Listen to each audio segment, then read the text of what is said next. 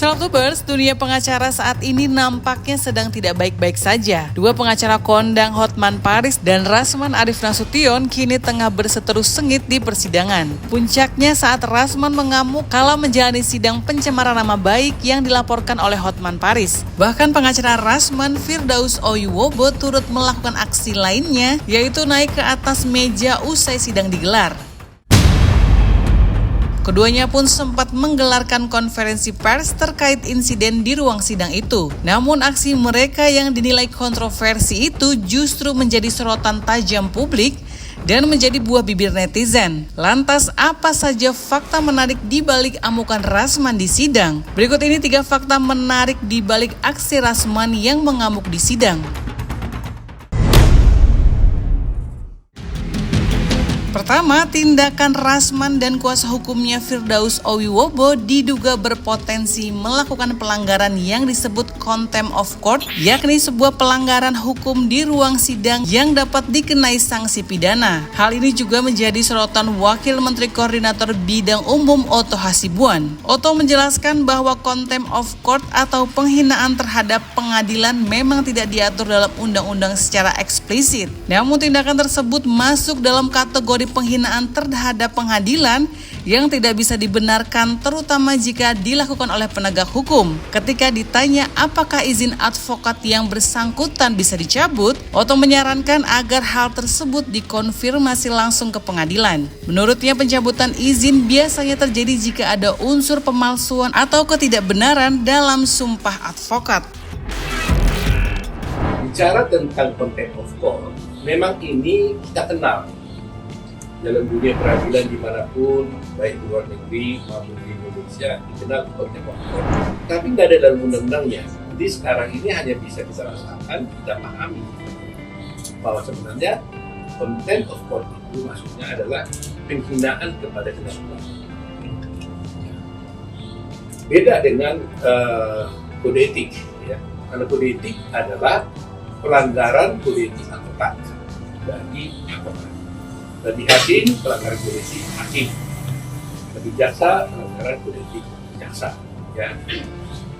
Nah, oleh karena itu dalam kasus seperti ini, kalau saya bicara tentang secara umumnya, bahwa tindakan orang yang menghina pengadilan itu sangat-sangat tidak dapat dibenarkan, baik oleh pengunjung sidang, terutama oleh para penegak hukum, baik advokat maupun jaksa.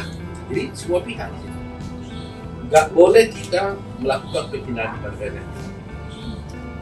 Jadi kalau kita bertanya tentang bagaimana kejadian kemarin, saya terus terang aja waktu dia dari bertanya pada saya nggak lihat detail sebenarnya kan. Saya kan nggak ngikutin secara detail. Tapi gara-gara dia tanya, saya perhatikan semua memang. Ternyata memang ada orang naik ke atas meja gitu. Pakai toga menginjak-injak meja. Terus terang aja, saya sebagai advokat merasa prihatin sekali karena perbuatan itu sangat-sangat tidak bisa dibenarkan. Ya, selain pertama, dia itu kan tidak sesuai dengan profesi advokat itu sendiri. Karena profesi advokat itu adalah profesi yang terhormat, yang nobel. Jadi dikenal istilah officium logis. Itu profesi yang terhormat. Nah, kehormatan itu tidak mungkin kita dapat dari orang lain kecuali kita sendiri menunjukkan kehormatan itu sendiri. Jadi, kalau seorang advokat melakukan suatu tindakan yang tidak menghormati profesi, maka ini betul-betul sangat merugikan profesi itu sendiri. Mencemarkan nama baik profesi, mencemarkan nama baik kehormatan profesi itu sendiri. Jadi ini betul-betul tidak boleh terjadi. Nah, kedua, tindakan itu, saya lihat itu adalah merupakan satu tindakan yang merupakan penghinaan kepada pengadilan.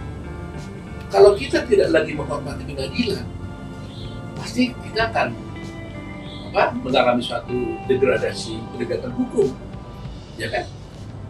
Nah, itu sebabnya juga seorang hakim juga kan dituntut juga untuk dia bisa memimpin persidangan itu dengan baik, ya kan? Bahkan hakim juga bisa mengeluarkan orang dari luar persidangan.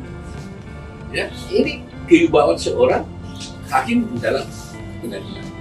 Nah, jadi kalau kalian bertanya ada kejadian bahwa seperti itu di dalam ruang persidangan, dengan tegas saya menyatakan bahwa itu sangat tidak dapat dibenarkan. Sangat dibenarkan, merugikan profesi advokat, merugikan kewibawaan pengadilan, dan juga merugikan para pencari keadilan. Itu yang ingin sampaikan dalam kaitan seperti itu. Ini kan anggaplah hal yang sangat memalukan ya, Bang. Menghilangkan marwah pengadilan, profesi juga segala macam itu. Hal-hal Memalukan, merendahkan profesi advokat itu sendiri. Hendaknya seorang advokat itu adalah bermartabat, nobel, terhormat, menjaga kode etik, ya, terus melindungi kliennya. Itu tugas seorang advokat dan wajib untuk menjaga kehormatan martabat pengadilan. bisa nggak Bas itu dicabut? Tapi tanya kepada pengadilan. Saya nggak boleh komentar karena yang mengeluarkan berita acara sumpah itu adalah pengadilan. Sehingga apakah itu bisa dicabut atau tidak setelah ketemu pengadilan. Apa ada kejadian nggak Bang? Selama ini Bang. Ada kasus nggak kasusnya gitu Bang yang Bas itu bisa dicabut atau tidak sih tadi itu sih Bang? Biasanya kalau Bas dicabut itu karena ada kepalsuan jadi kebenaran kan. Pokoknya ada Bas yang palsu bisa saja kalau gitu kan. Ya kan bisa aja sebenarnya nggak pernah dia disumpah tapi dia bikin keterangan palsu itu bisa saja. Tapi kalau kasus seperti ini saya belum benar ya.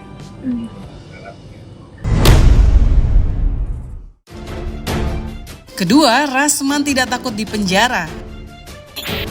Dalam kesempatan konferensi persnya, Rasman menjelaskan dirinya tidak patuh terhadap majelis hakim karena curiga majelis hakim tidak netral dalam menangani kasus hukum yang sedang dihadapinya. Rasman mempertanyakan keputusan majelis hakim yang tidak mengabulkan permintaannya untuk sidang terbuka. Tidak hanya itu, ia pun menyinggung kasus Ronald Tanur, terdakwa penganiayaan yang berujung tewas, yang divonis bebas usai menyuap Mahkamah Agung sebesar 6M. Ia pun membuat pernyataan mengejutkan bahwa dirinya siap dipenjara karena telah melawan Hotman, manusia paling bersih, paling kuat yang tidak boleh dihukum. Ini saya yang nantang terbuka, kok kau malah sepertinya tidak dukung untuk terbuka. Saya sebagai terdakwa minta ke yang mulia majelis hakim untuk dibuka, tapi kok malah hakim mengatakan tertutup. Ada apa? Pertanyaannya, kenapa Anda tidak patuh pada hakim? Karena kami curiga sejak dari awal hakim tidak netral di negara ini. Apa tidak belajar kalian dengan kasus Ronald Tanur? Apa tidak belajar kalian dengan kasus mantan ketua PN? Apa tidak belajar dengan kasus Zano? Terus apa yang boleh saya lakukan terhadap kalian? Kalau begini caranya, tangkap saya, penjarakan, bilang karena Anda melawan Hotman, manusia bersih, manusia kuat, maka tidak boleh dihukum, penjarakan Rasman. Nah, selesai kasus ini. Ketiga, Rasman sambangi gedung Mahkamah Agung pada Senin 10 Februari kemarin. Tidak sendirian, ia datang bersama Firdaus Owiwobo dan tim kuasa hukumnya Eli Daneti. Mereka tiba pukul 1 siang dan kompak mengenakan toga advokat. Ada juga beberapa orang mengenakan seragam bercorak ungu. Kedatangan mereka dilakukan untuk meminta MA mengganti ketua majelis hakim perkara dugaan pencemaran nama baik yang menjerat Rasman. Rasman menuding bahwa majelis hakim PN Jakarta Utara yang memeriksa dan mengadili perkaranya tidak netral dalam persidangan. Oleh karenanya ia meminta MA memerintahkan ketua PN Jakarta Utara untuk mengganti majelis hakim tersebut. Langkah Rasman mengadu ke Mahkamah Agung juga disoroti oleh Otto Hasibuan. Menurut Otto, tindakan melaporkan dugaan pelanggaran adalah hak setiap orang. Jika seorang advokat merasa hakim melakukan pelanggaran, jalur yang tepat adalah melaporkan ke Komisi Yudisial, bukan bertindak anarkis di ruang sidang. Yudisial dan KMA. Ya kalau orang melaporkan haknya, soal siapa nanti yang benar kan nanti di Komisi Yudisial yang akan memeriksa. Tapi kalau orang melapor, kalau dia merasa seseorang hakim diduga melakukan suatu pelanggaran, memang jalurnya dia harus melaporkan pada komisi besar. Dia tidak bertindak naik data media, tapi pergi ke komisi besar.